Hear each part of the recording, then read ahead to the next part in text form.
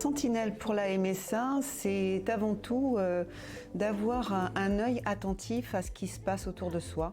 En tant que délégué MSA, on est forcément, enfin en tout cas pour moi, on est forcément intéressé par ce qui se passe dans notre environnement, que ce soit professionnel, personnel.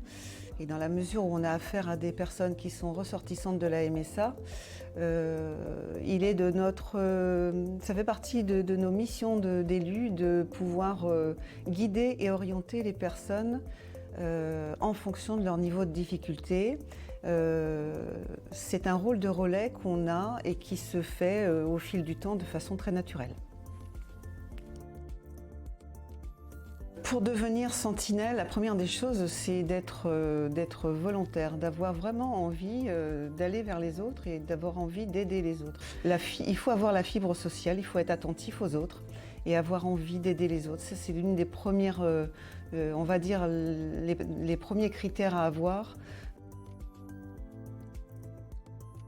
Les missions d'une sentinelle, pour moi sur le terrain, c'est vraiment, ça relève du rôle de l'identification des difficultés.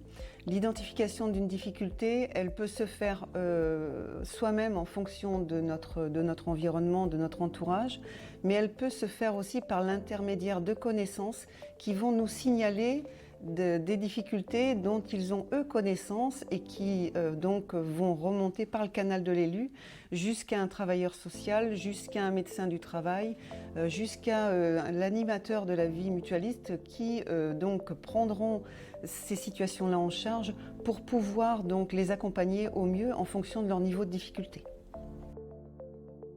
Le message que j'aurais envie de transmettre en tant que sentinelle, c'est que le plus important, c'est d'agir, de vouloir aider.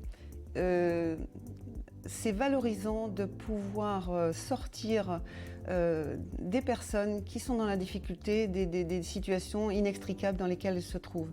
Et quand on arrive à ce résultat, on se dit que notre rôle, il est important, il est utile et on a la satisfaction d'avoir aidé des personnes qui en avaient besoin.